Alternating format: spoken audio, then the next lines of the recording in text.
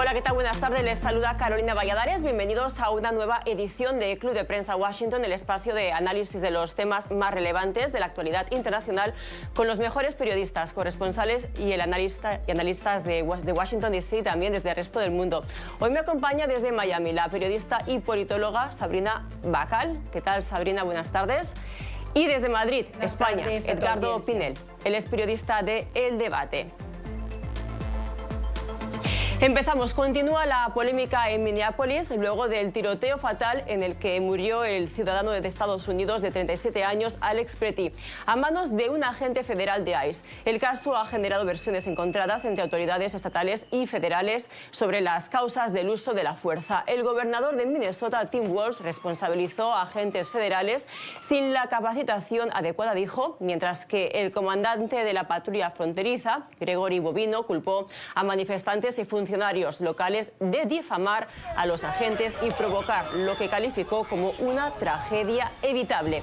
En medio del debate, múltiples vídeos grabados por testigos verificados y analizados por investigadores contradicen la versión inicial entregada por la administración Trump. Las autoridades confirmaron que se revisan las imágenes de la cámara corporal del agente involucrado en el tiroteo. En las últimas horas, Trump aseguró que su administración está revisando todo lo ocurrido y anunció el envío del zar fronterizo Tom Homan a Minnesota para coordinar las operaciones de ICE en el terreno.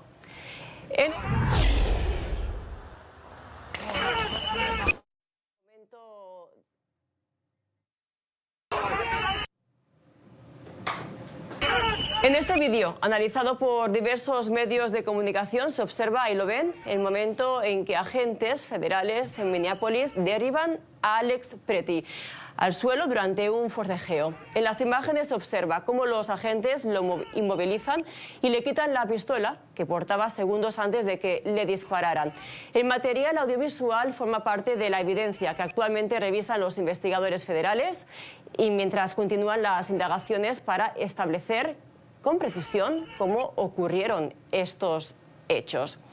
Y este otro vídeo muestra segundos antes del tiroteo cuando Alex Pretty aparece con las manos en alto y un teléfono celular en sus manos. En las imágenes se observa cómo un agente le rocía gas pimienta y acto seguido lo lanza al suelo instantes previos a que le dispararan. El hombre había al parecer intervenido para ayudar a otros manifestantes que también habían sido empujados al suelo.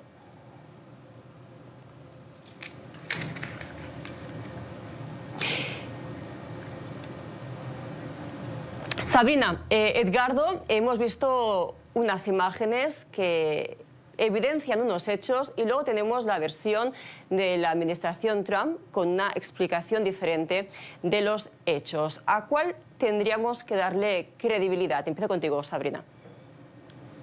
Bueno, como periodista yo tengo que creer lo que ven mis ojos y las imágenes son bastante contundentes. Ahí no hay mucho espacio para duda. Resulta bastante claro para la mayoría de ciudadanos que esto fue un asesinato de parte de agentes del ICE a una persona que, si bien tenía un arma legal, estaba ahí apoyando a los manifestantes y segundos antes estaba filmando lo que estaba ocurriendo. Y manifestarse, según la Constitución de los Estados Unidos, es un derecho de todo ciudadano. Oponerse pacíficamente a las nuevas políticas migratorias del gobierno. Y entonces, siendo este el segundo hecho violento contra ciudadanos americanos en Minneapolis, ya resulta bastante evidente la utilización de ICE como un arma, digamos, política y como un arma de control para otros objetivos que busca la administración de Donald Trump. Edgardo, de hecho, la administración federal ha acusado a Pretty, el Departamento de Seguridad Nacional, de desenfundar un arma. Las imágenes no muestran eso. Sin embargo, la administración insiste en esta versión de los hechos. ¿Qué estaría intentando lograr? ¿Cuál sería el propósito? Bueno, a diferencia del último incidente, de la tragedia de la primera muerte en el Estado.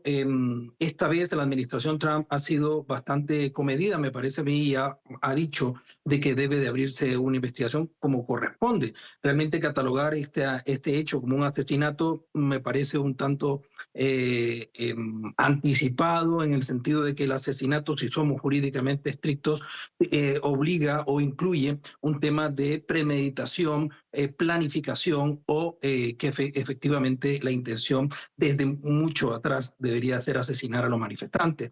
Yo creo que hay que separar el tema político del tema jurídico. Efectivamente, nosotros podemos tener una valoración de los hechos porque lo estamos viendo, pero hay diferentes enfoques de cámaras. No estuvimos ahí, incluso ante un tribunal hay que demostrar todo lo que se puede ver y lo que no se pudo ver efectivamente. Así que creo que corresponde a los tribunales definir en primer lugar qué tipo penal es el que estamos hablando y efectivamente si hay una responsabilidad para este funcionario o funcionarios que han intervenido en esta actuación. Por supuesto, los abusos policiales deben de ser investigados y deben de ser juzgados con respecto a la ley. Edgardo, quiero ahora retomar un tema que tocó hace unos minutos Sabrina. Ella mencionó que es legal portar armas en Estados Unidos, en el caso sobre todo de Minnesota, portarlas, tener licencia y portarlas públicamente en la calle. Estamos hablando de la segunda enmienda, una enmienda que la protege la Constitución y está también apoyada por el Tribunal Supremo.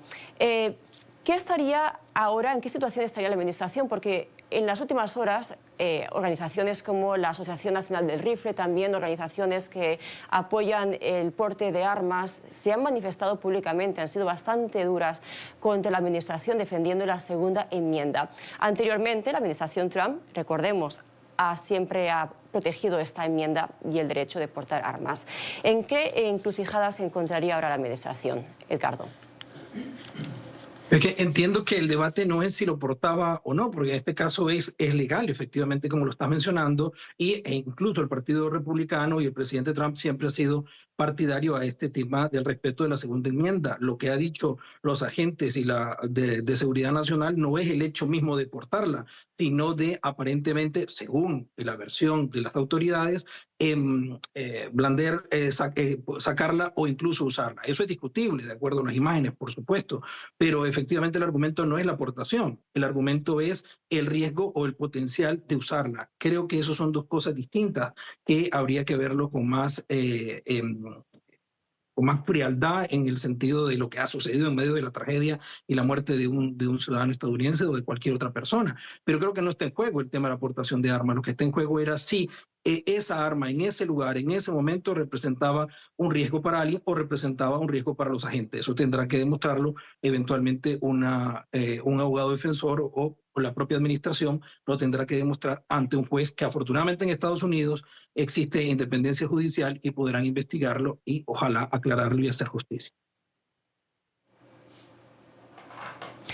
Más allá del tiroteo mortal contra Pretty, Donald Trump ha reaccionado y ya ha dicho que va a enviar al zar de la frontera, a Hogan, a Minneapolis.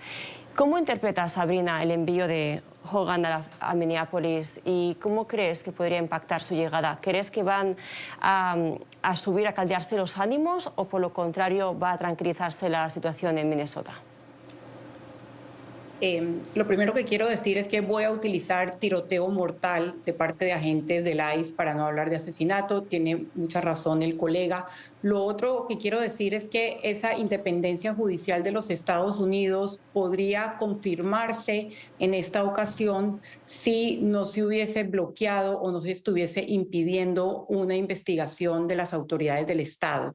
Y yo creo que eso llama poderosamente la atención. Yo creo que esto ha marcado un punto de inflexión en la política migratoria de Donald Trump, porque le está costando mucho políticamente, más allá del tema de si uno está de acuerdo con la utilización de la fuerza, de la violencia para estar buscando inmigrantes. Algunos de ellos podrán ser ilegales, pero de esta manera en las calles de los Estados Unidos. Y yo creo que aquí lo que hay que verse es que también está abriendo grietas dentro del propio Partido Republicano y dentro de figuras importantes dentro del Partido Republicano. Entonces, si Trump piensa que esto puede tener un impacto negativo para las elecciones de medio término, podría estar buscando una manera de girar o de darle la vuelta al incidente, porque me imagino que ya está viendo que el costo político y el video y los videos son bastante claros con lo ocurrido y la ira es muy grande, aún entre la propia base del presidente Trump. Este vídeo, este tiroteo mortal, ¿creéis que va a suponer un antes y un después? ¿Creéis que el puesto de Kristi Noem podría estar en juego? ¿Qué pasos creéis que va a tomar el presidente Trump? Edgardo. Bueno, yo creo que el reconocimiento, decir, a diferencia del caso anterior, de una defensa a ultranza del funcionario que disparó en la ocasión anterior, a este caso en el cual se dice, el presidente Trump, creo yo que ante, vamos a decirlo así, la claridad de las imágenes, ha dicho que Tom Homan tiene que haber una investigación, ha dicho que Tom Homan es un hombre duro pero justo. Creo que está tendiendo de alguna manera la mano o está incluso a tratar de hablar con las autoridades estatales, en este caso, y municipales, que tienen que ver. Creo que también una forma de tender la mano, porque lo que está en el fondo aquí también es un tema jurídico, pero también político, por supuesto. No podemos ser ingenuos nadie y a nuestras comunidades tenemos que ser responsables a nuestra comunidad hispana en Estados Unidos tenemos que ser bastante responsables en lo que decimos. Aquí lo que estamos es entre una autoridad federal que está tratando de aplicar la ley y autoridades locales que consideran de que hay de que no hay fundamentos para hacer este tipo de redadas o que hay un abuso y ante la cual no hay una cooperación y no hay hay un fuego cruzado en el cual la ciudadanía, cuando se convoca o se invita a manifestarse, que tienen su derecho a hacerlo, lo que no pueden hacer es una obstrucción de los operativos judiciales, porque también eso es un delito.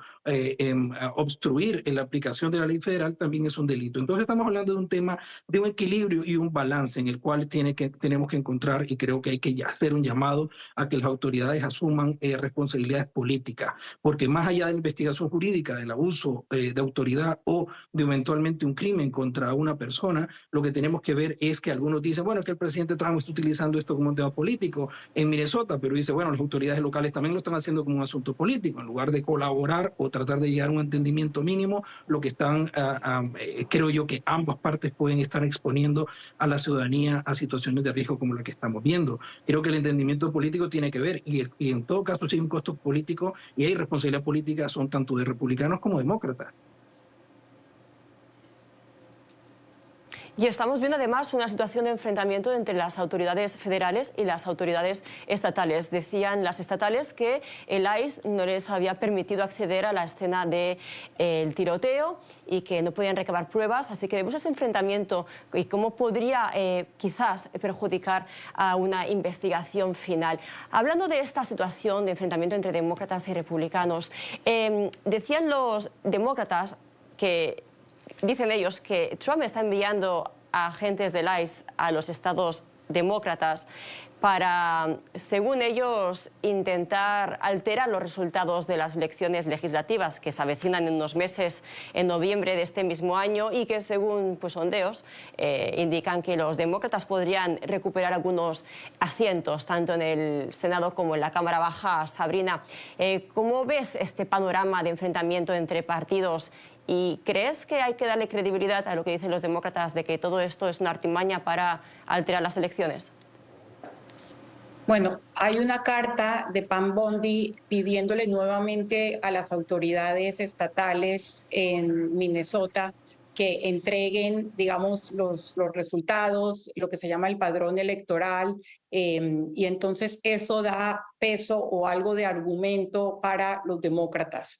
Pero yo no creo que el fondo del asunto sea simplemente el control electoral, pero creo que Trump está apostando todo a esta política de migración que, en mi opinión, requiere poder dialogar y consensuar previamente con las autoridades estatales. Yo siento que y creo que la opinión pública lo refleja, incluso diarios como el Wall Street Journal, o sea, se encuentra uno muy pocos analistas o muy pocos medios, incluso de la derecha, que esté avalando lo que esta política migratoria en términos de la tranquilidad de las comunidades está logrando.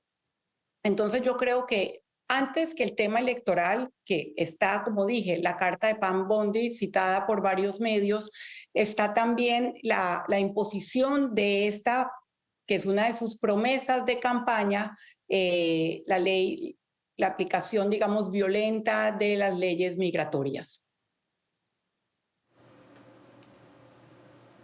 Dijo Bobino que Preti buscaba una masacre, estoy leyendo, buscaba una masacre, dice, por portar una pistola que estaba cargada. ¿Cómo va a afectar, crees, Edgardo, esta situación que une este tiroteo y que además sepamos que portaba un arma, la posición de los partidos de los que apoyan el porte de armas? ¿Qué factura le va a pasar esto al presidente Trump, si es que alguna, de cara a las elecciones de noviembre?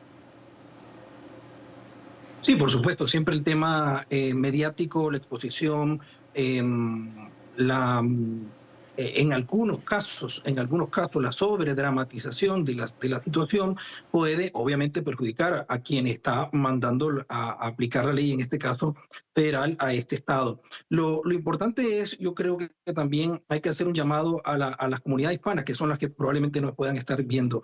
Yo le recomendaría o invitaría a que sean cuidadosos, que por supuesto traten de, si tienen todas las posibilidades de poder manifestarse de manera tranquila, de manera pacífica, que no se expongan, pero también ante un arresto, también creo, en muy pocos lugares he escuchado a alguien decir no se oponga a un arresto, aunque sea ilegal. En este caso, pues, posteriormente podrá recurrir a un abogado, posteriormente podrá recurrir a un juez, podrán haber otras opciones, pero creo que no es sensato en este momento oponerse a un arresto de una autoridad federal. Y por supuesto, tampoco está legalizado, ni está facultado, ni está legitimado ninguna autoridad federal a abusar de la fuerza. Pero si un persona sospechosa o incluso que quiera arrestarlo se opone, el oficial siempre va a tener el argumento de utilizar la fuerza para poder neutralizarlo y capturarlo. Eso generalmente se estila,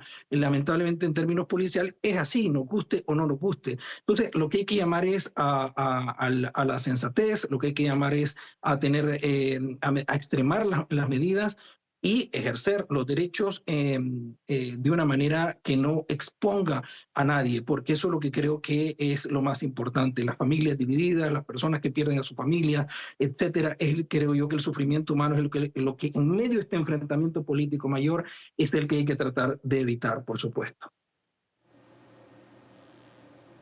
Claro, recordemos que este operativo en Minnesota y otros que ha habido antes en California y otros estados empezaron para cumplir Donald Trump su promesa de campaña de deportar a los inmigrantes que están en Estados Unidos de forma irregular y, según él, también a criminales. Esto ha derivado en una situación en la que ya hay 2 estadounidenses que han sido abatidos por agentes del ICE, 2 estadounidenses además nacidos en Estados Unidos.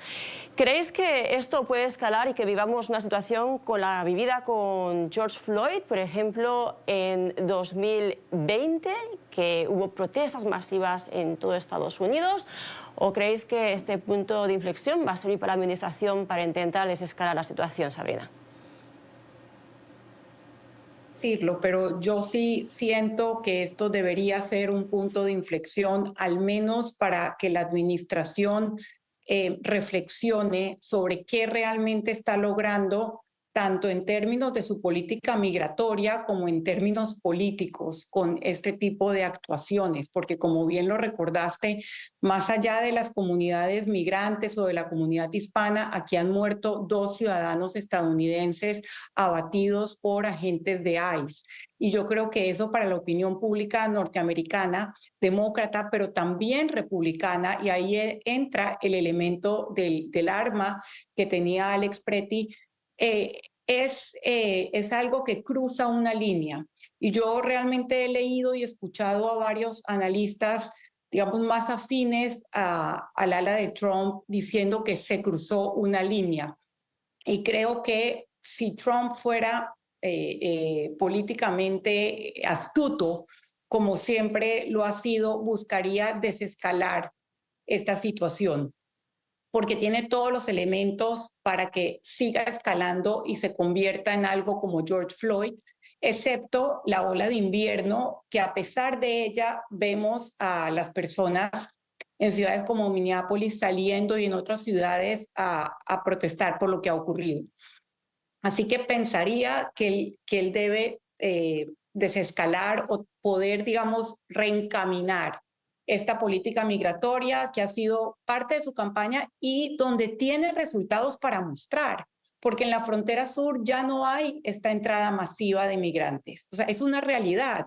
Si él tiene resultados para mostrar, ¿por qué estaría buscando generar esta violencia dentro de las comunidades? Y en este contexto es que llega Tom Homan esta noche a Minneapolis. Veremos si sirve para desescalar o no la situación. Con este tema llegamos a la pausa y regresamos en minutos con la Junta de Paz de Donald Trump. No se desconecten. Donald Trump presentó la llamada Junta de Paz, una iniciativa con la que su administración busca impulsar un proceso de estabilización y reconstrucción en la franja tras meses de conflicto. Sin embargo, durante la presentación del organismo, el mandatario aseguró que este organismo podría ampliar su alcance a otras crisis internacionales. El anuncio ha generado reacciones divididas en la comunidad internacional. Mientras algunos sectores ven la propuesta como un nuevo intento de mediación, otros cuestionan su legitimidad y advierten que podría debilitar el papel de organismos multilaterales existentes, como las Naciones Unidas. Hasta ahora, más de 20 países han confirmado su participación, entre ellos Argentina, Egipto, Jordania, Arabia Saudí y Turquía. En contraste, Reino Unido, Francia, Alemania y Canadá han rechazado sumarse, mientras que China, India y Rusia aún no defienden una postura definida.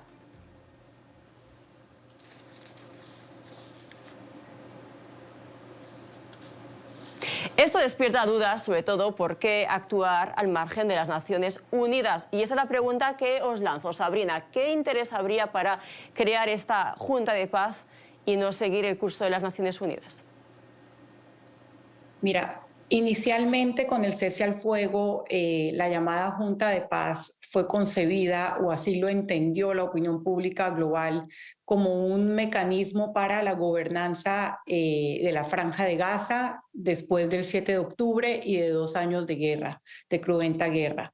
Y en ese momento, aunque fue vista con algo de recelo, porque no se sabía exactamente qué tipo de autoridad estaba, se habló de que iba a haber una autoridad técnica palestina, iba a estar apoyada por países como Qatar, Turquía, etcétera, etcétera, y que iba a garantizar el desarme del grupo terrorista Hamás.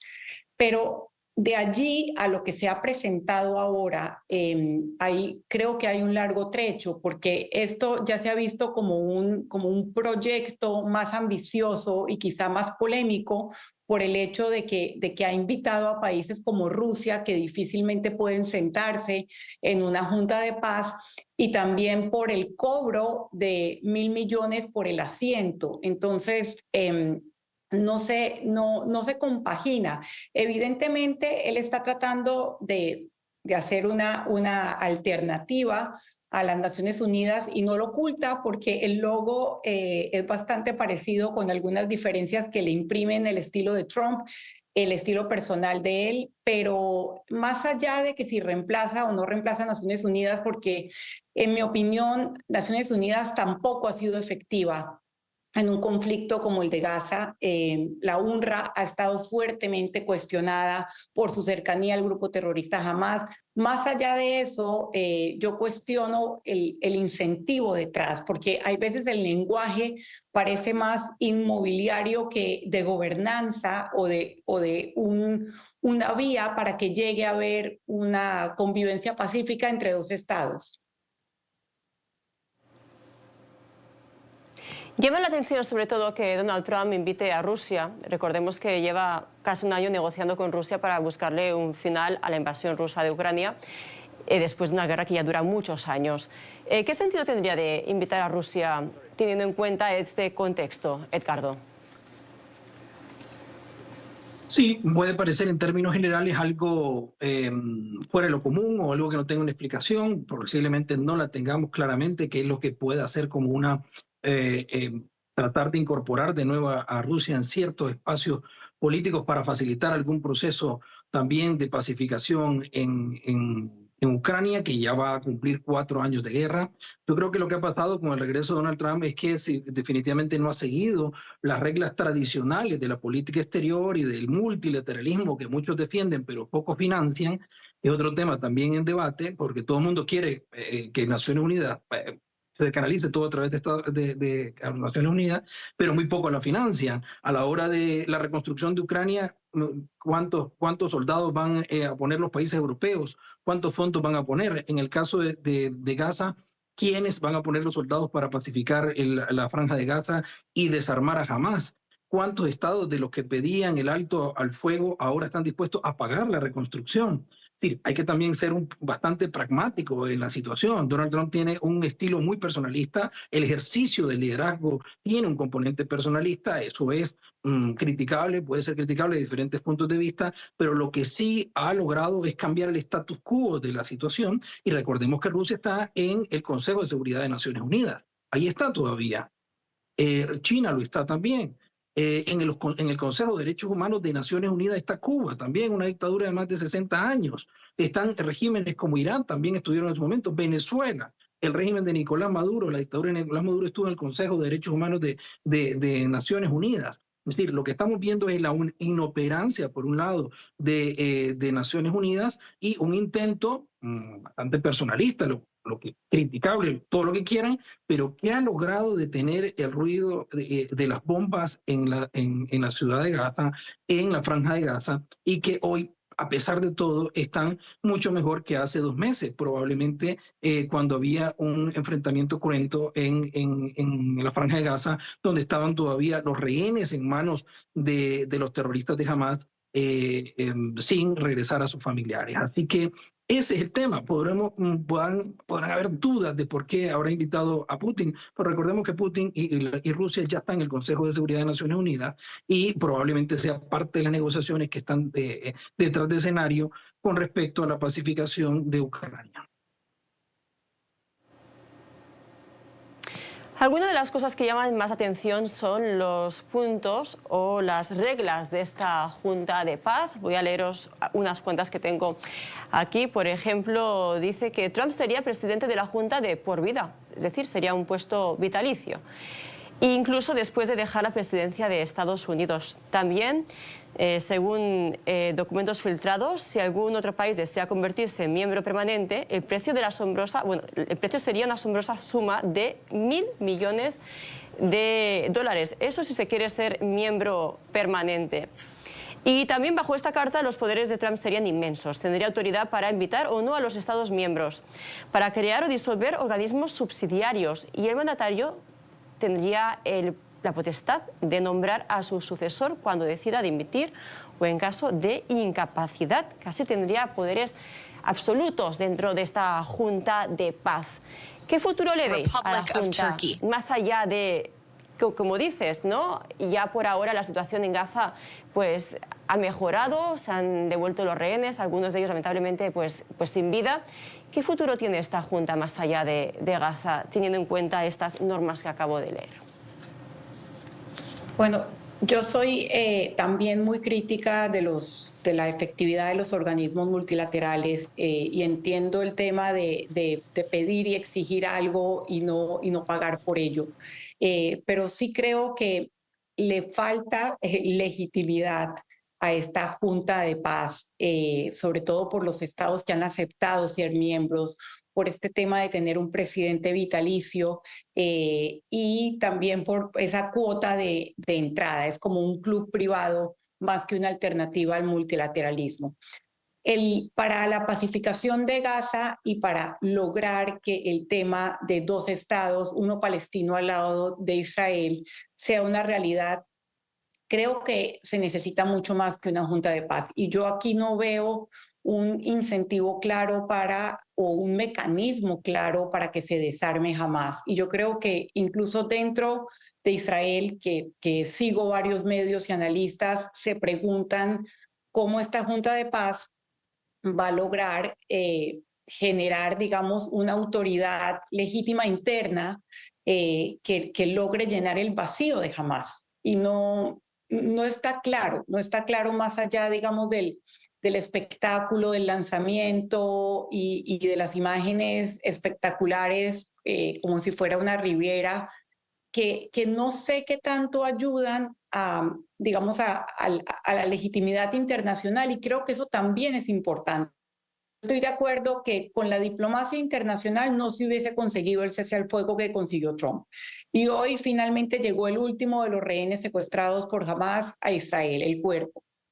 Pero más allá de eso, creo que hay que enseriar un poco la propuesta para que esto tenga futuro. Edgardo, estamos ante una situación de descrédito de los organismos internacionales y, como decías, la ONU misma abarca todas las naciones del planeta, estados democráticos, autocracias, dictaduras, países de todo tipo y colores. ¿Qué opinas? Estamos en una situación que hay que renovar las instituciones y crear, pues como hace Trump, una Junta de Paz paralela, un organismo internacional paralelo a las Naciones Unidas. Yo quiero puntualizar un tema con el tema, porque una cosa es la Junta de Paz, que efectivamente podrá tener, como ya he dicho, un componente altamente personalista. Yo tengo dudas que después de que deje la presidencia, el presidente Trump pueda sostenerse en un organismo de este tipo, francamente, más allá de que si está explicitado de esa manera en el documento, porque eso lo tomaría, está formado por estados más que por personas, así que dejando la presidencia tendría que ser el nuevo presidente o presidenta de los Estados Unidos quien daría continuidad o abandonaría esa iniciativa. Ese por un lado. Por el otro, la Junta de Paz es simplemente una estructura de toma de decisiones más política, pero por debajo de ellas hay otra junta más administrativa, que muy poca publicidad o muy poco conocimiento hemos dado a conocer. Está conformada exclusivamente por palestinos, por tecnócratas palestinos, inclusive con el visto bueno de las diferentes facciones palestinas, incluido la facción terrorista de Hamás.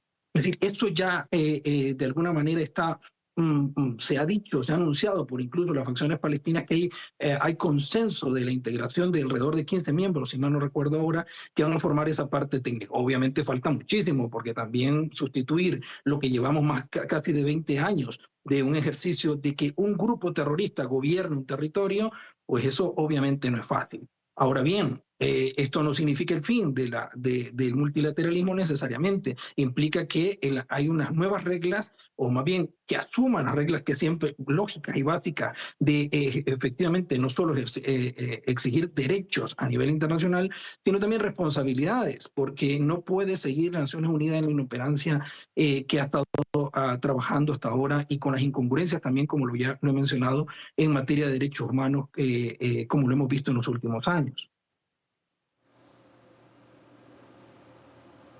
Sí, como bien dicho, no nos olvidemos de Gaza, que es ahí por esa razón que se creó la Junta de Paz, y que hay muchos más pasos todavía de esa hoja de ruta que hay que cumplir, entre ellos pues la creación de un gobierno, entrega de armas y muchos más puntos que veremos si se logran en los próximos meses. Así llegamos a la pausa y regresamos en minutos con el temporal de frío y nieve que está azotando a los Estados Unidos.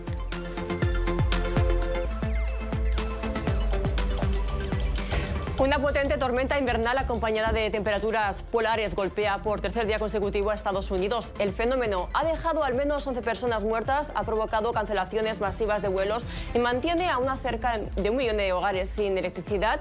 Las autoridades han pedido a la población permanecer en casa mientras una masa de aire ártico mantiene temperaturas peligrosamente bajas. El fenómeno, considerado por meteorólogos como uno de los peores episodios invernales de las últimas décadas, ha causado intensas nevadas y acumulaciones de hielo con efectos potencialmente catastróficos. El estado de emergencia fue declarado en Washington y en una veintena de estados.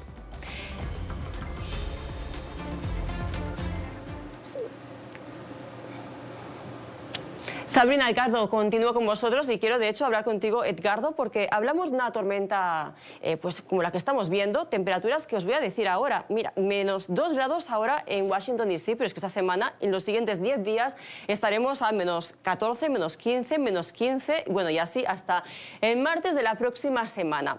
Se avecina más nieve y aún así, lo que estamos diciendo. Hay 1 millón de personas sin electricidad, hay que lamentar la muerte de 11 personas y recordemos que, por ejemplo, hace unos años también en Madrid, Filomena golpeó muy fuerte. En los países avanzados, occidentales y con recursos sigue habiendo pues bastantes consecuencias debido a tormentas de este tipo. ¿Qué está pasando? ¿Por qué no estamos preparados para hacer frente a estas tormentas a pesar de tener potencialmente los recursos? Efectivamente, a pesar de también de los avances tecnológicos que efectivamente han sido sostenidos por estos recursos, las previsiones muchas veces se quedan cortas. Filomena, por ejemplo, en el caso de España fue una advertencia de nevadas, pero que realmente superó todos los récords históricos. Y lo cierto es que no estamos acostumbrados a unas situaciones tan extremas como efectivamente la que están viviendo en Estados Unidos. Lo que se requiere es una mayor previsión. Por ejemplo, los últimos días también aquí, que estamos acostumbrados en España a que el pronóstico sea muy acertado, últimamente hemos tenido muchas divergencias con el pronóstico y la realidad. Así que creo que tenemos que ser más cuidadosos de observar mejor la naturaleza, saber que son cambios más drásticos los que estamos teniendo y efectivamente muchas ciudades no están preparadas o para excesiva lluvia o incluso mucha nieve. Así que hay que tomar su cuidado, sus resguardos personales y familiares para poder preparar y sobre todo siempre aplicar el sentido común de la prevención. Y aquí en Washington, de hecho, han acertado. En Estados Unidos advirtieron que sería una tormenta muy dura y así ha sido, a juzgar por las imágenes y los efectos devastadores. Aún así sorprende que cuando se acercan estas tormentas, pues las autoridades digan, bueno, quédese en casa, en caso de que pierda la electricidad. La pregunta es, ¿cómo evitar que se llegue a esta situación? Bueno, pero una situación muy opuesta es la que estáis, Sabrina, viviendo en Miami. Creo que las temperaturas ahí son completamente lo opuesto.